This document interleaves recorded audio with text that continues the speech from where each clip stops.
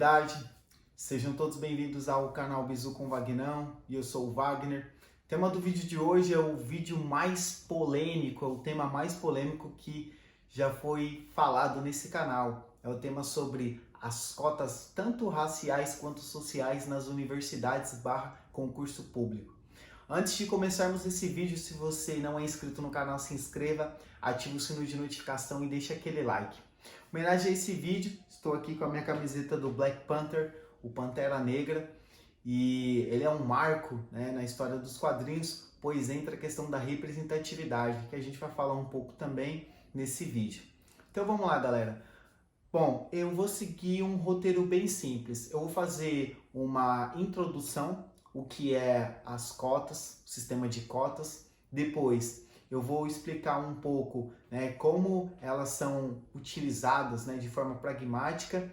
E aí a gente abre para algumas questões, né, que envolvem muitos debates que estão em voga na nossa sociedade, sobre a questão do racismo, a questão do preconceito e as desigualdades que há, não só no Brasil, mas como em outros países, beleza?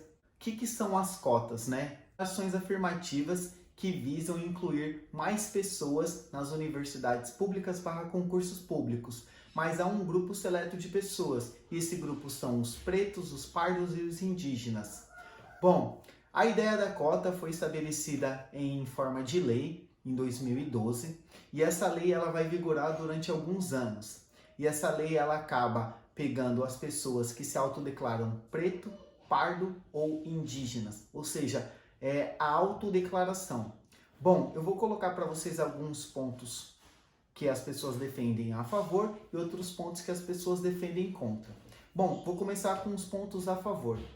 Uma questão que é muito colocada quando a gente fala das cotas é o fator da dívida histórica. Todo mundo sabe que o racismo ele vigora na nossa sociedade, só que de forma velada. Mas isso não começou agora, e sim lá no passado. A gente sabe que o Brasil foi um país escravocrata por mais de 300 anos.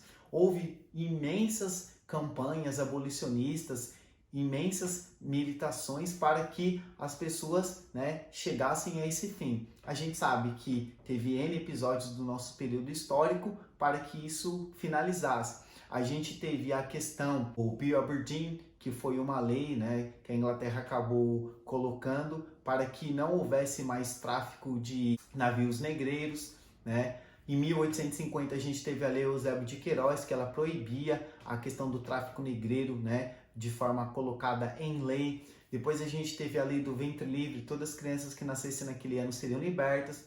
A Lei de Cotegipe, o sexagenário, que todas as pessoas com mais de 65 anos elas seriam libertas. E por fim, em 13 de maio de 1888, a então Princesa Isabel no Brasil assinou a Lei Áurea, né? Que seria a lei que deixaria livre os negros.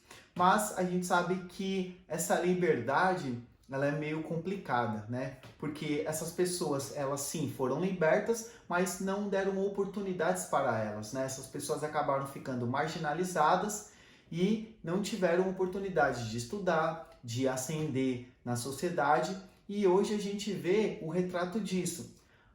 Quem defende a cota fala que isso visa retratar, ou seja, as cotas visam retratar essa dívida histórica. Um outro argumento que muitas pessoas que defendem utilizam é a questão da representatividade. Por exemplo, eu nasci na década de 90. Em 90 não era tão comum você ver bonecas de pessoas negras, né? Ou seja, de forma pragmática, Barbie negra. Não tinha naquela época. Hoje já tem. Mas se a gente for pensar, o que passa na cabeça de uma criança quando vê uma Barbie negra e a criança sendo negra? Ela se sente representada. Então essa questão da representatividade é importante, né? Você tem mais médicos negros, mais advogados negros, mais pessoas importantes, né, ascendendo na carreira e na sociedade e são negras. Isso acaba mostrando para outras pessoas pretas que elas podem também, ou seja, há alguém ali que elas podem se espelhar, e que era um pouco diferente no passado. Você não via tantos protagonistas negros de novelas, você não via tantas pessoas de destaque sendo negras, beleza? Um outro argumento também é a questão de o negro, ele precisa ser inserido nesses locais de destaque, né? E isso é um tema que abre muita brecha, porque envolve a questão da meritocracia. E a gente vai entrar nos argumentos das pessoas que são contra. As pessoas que são contra normalmente acabam utilizando o artigo 5º da Constituição, que fala do princípio da isonomia. Todo mundo é igual perante a lei, sem distinção de raça, sem distinção de cor, sem distinção de credo, sem distinção de sexo. Então, não há distinção entre as pessoas, ou seja, há uma igualdade entre elas, ou seja, não deveria haver cotas. Para essas pessoas, há uma questão de segregação, ou seja, seria um preconceito de forma positiva. Então, isso acaba corroborando para que haja mais debates, essa treta, né, entre essa dualidade que, querendo ou não, acaba polarizando as pessoas que são a favor e as pessoas que são contra, beleza? Outro argumento também, que é baseado no livro Ações Afirmativas ao Redor do Mundo, pelo economista americano formado em Harvard, Thomas Sowell, que ele fala sobre essa questão, que as pessoas acabam não criando uma confiabilidade nessas pessoas que utilizaram a cota, pois acham que elas não fazem jus. Outra coisa que ele também defende, que a questão de elas chegarem a iniciarem o curso numa universidade, mas por elas não terem tanta bagagem, elas acabam desistindo. E outras pessoas acabam não dando credibilidade, achando que não serão bons profissionais. Outras pessoas também que são contra, se você acaba favorecendo um grupo, você acaba desfavorecendo o outro. E entra nesse debate sobre essa lei das cotas, que sempre acaba entrando em atritos, pois tem essa dualidade e é um tema que eu acho que é importante que a gente debata, né? Não tem que ser um tema tabu, tem que sim ser debatido. Outra questão também, quando a gente fala das cotas, que eu acho que é o cerne, muita gente quando questiona não é em relação à pessoa se autodeclarar preta, pardo, indígena, até porque hoje a gente sabe que a gente vive num país que é miscigenado e acaba meio que dando uma brecha. Pô, quem é considerado preto? Quem é considerado pardo? Então algumas bancas acabaram adaptando critérios de heteroidentificação, ou seja, ver pelo fenótipo da pessoa se aquela pessoa é parda, ela é preta ou indígena. Por quê? Houve muitas fraudes nos concursos, pessoas que se pintaram, pessoas que mudavam a tonalidade do cabelo, né, a questão da textura do cabelo para se parecerem mais pretas para conseguir ingressarem nos concursos de universidades. O que eu vejo disso, né? Essas pessoas, será que elas se autodeclaram mesmo pretas? Será que elas falam assim, eu me sinto uma pessoa preta, uma pessoa parda, uma pessoa indígena? Eu acredito que não. Infelizmente, vamos comparar aqui de forma pragmática o que aconteceu na prova da FUVEST desse ano. A gente consegue ver como as cotas elas acabam agindo, né? E aí vocês vão acabar formando a opinião de vocês, se é de forma positiva ou negativa. Por exemplo, a nota de corte da FUVEST para o curso mais concorrido é Medicina. A nota de corte foi 83 pontos de 90.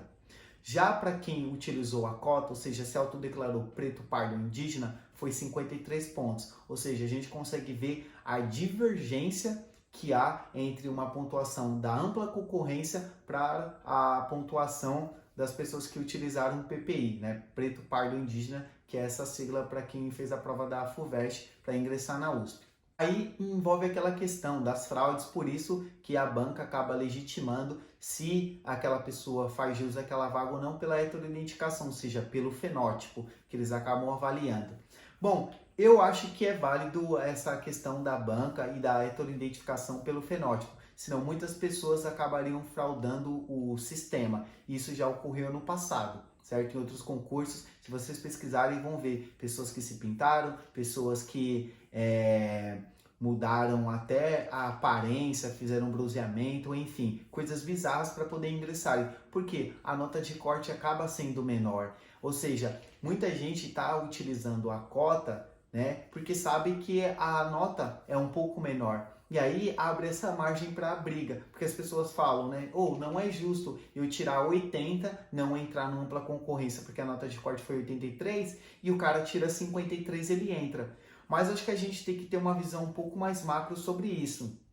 Partindo da premissa que aquela pessoa, ela concorreu dentro daquele nicho social que ela optou na hora da inscrição, ou seja, dentro daquele grupo. Então, assim, eu não acho que é válido quando alguém fala assim, ah, você roubou minha vaga. Eu acho que é fácil refutar esse tipo de argumento, porque eu acho que ninguém rouba a vaga de ninguém. São inscrições, são opções que são diferentes em relação ao contexto, né? A prova é a mesma, o número de questões é a mesma. A questão é que dentro daquele grupo ela concorreu dentro daquela pessoa. Muita gente também foca na questão da cota social, pois ela já abrangeria pretos, pardos e indígenas, porque a maior divergência que eu vejo hoje é em relação à educação.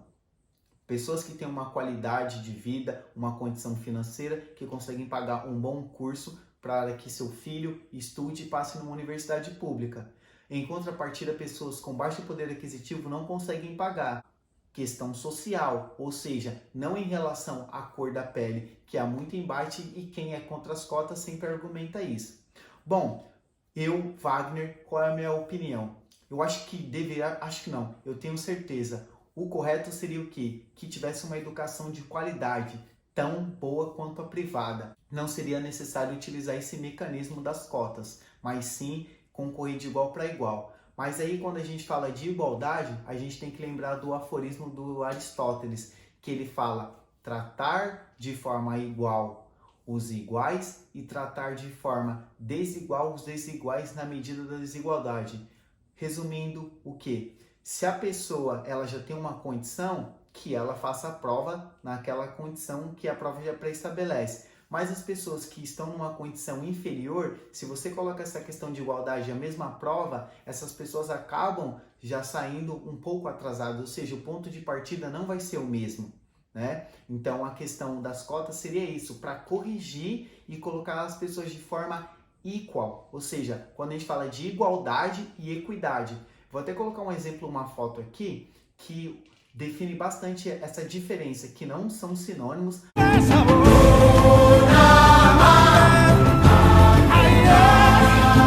Igualdade e equidade. A igualdade, ela vai dar as mesmas condições. A foto exemplifica no que? Você tem 3 garotos com estaturas diferentes e você dá o mesmo banco para eles. Ou seja, isso é igualdade.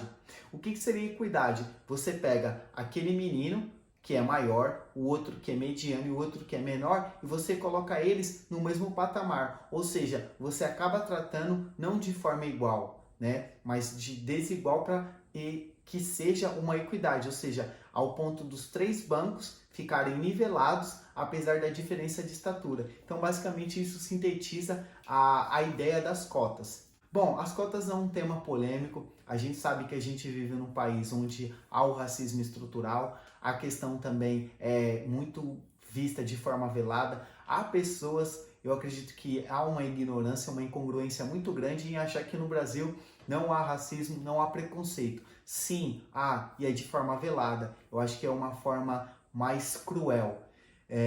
Nos Estados Unidos, a gente vê que lá é de forma mais exposta. Há uma segregação durante o período histórico, aquela marcha sobre os direitos civis do pastor Martin Luther King, sobre essa questão de igualdade, no discurso que ele faz em Washington, I have a dream, eu tenho um sonho, que um dia as pessoas serão julgadas pelo seu caráter e não pela cor da sua pele, que as pessoas poderão sentar juntas nos bares sem diferença de bancos. Então, a gente sabe que lá realmente foi uma questão bem difícil para as pessoas pretas lá que viveram naquela época. No Brasil também não é diferente, mas é de forma velada. E aí, por isso as pessoas falam, nos Estados Unidos há preconceito, há racismo. Aqui no Brasil não há.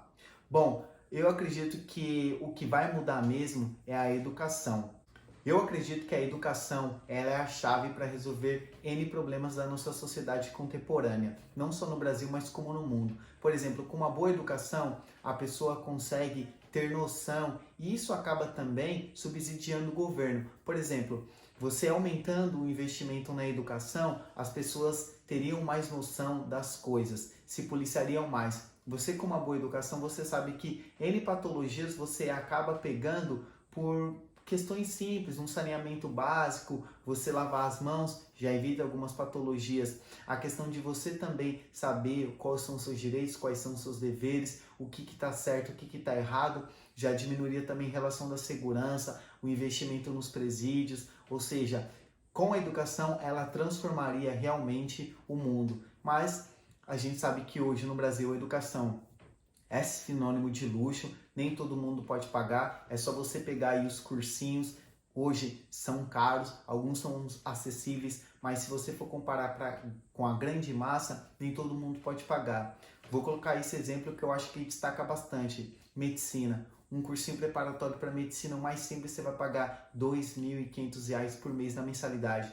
Aí você coloca como uma pessoa que mora numa periferia de uma cidade onde o pai trabalha e ganha R$ 1.200, a mãe está desempregada, vai conseguir pagar. Então, eu acredito que as cotas, elas entram nesse sentido, de dar essa oportunidade, vamos dizer assim, de dar uma muleta, porque lá atrás quebraram a perna dessas pessoas, né? Usando como metáfora aí, para que essas pessoas consigam, né, de forma, vamos dizer assim, mais justa, entrarem nas universidades / concursos públicos. Mas acredito também que a cota não deva durar o resto da vida, e sim um período para que a questão da representatividade, essa questão de igualdade, seja um momento que ela torne-se igual, né? E aí a gente vai ter um país melhor, a gente vai ter um mundo melhor. Mas é complicado, né? É um tema polêmico, eu acho que a gente tem que debater. Não ficar como se fosse um tabu e não debater sobre essa questão. E sim, a gente está pautando mais nossos argumentos, a gente está questionando mais e debatendo. E a gente tem que sempre respeitar a opinião divergente da nossa. Acho que é importante isso. A gente tenta legitimar tanto a nossa narrativa e esquece da do outro. Bom, um comandante meu, ele falava que existem 3 versões, a sua, a do outro e a verdade. E a gente acaba sempre puxando a verdade para nós mesmos, então é importante a gente ouvir a opinião do outro. Eu já fui contra as cotas raciais, eu acho que é importante também ressaltar isso. Hoje eu já sou a favor, apesar dos concursos públicos que eu passei, tomei posse, e as universidades que eu fiz a prova e passei, eu em nenhum momento cheguei a utilizar, mas eu não sou contra. E eu acho também uma outra coisa que é importante também, a gente ter uma visão um pouco mais ampla em relação a essa questão do lugar de fala. Eu acho assim que é importante, né? Você ter um vídeo com uma pessoa que é negra, né? Vivencia o dia a dia e compartilhar, né, a sua opinião. Mas acho que a gente tem que abrir um pouco o debate, né? Apesar da pessoa ser branca, né? Ela pode também se posicionar. Claro que é meio complicado quando a gente fala disso, porque alguém vai questionar. Como você pode falar? Você é branco, você não sofre preconceito. Mas acho que se for para agregar para o debate, para a gente ter uma visão mais ampla, eu acho interessante que a gente não deixe de lado essa questão do lugar de fala, mas sim que a gente abra mais oportunidades para outras pessoas falarem, se expressarem, e isso vai agregar melhor e a gente vai conseguir ter um entendimento melhor.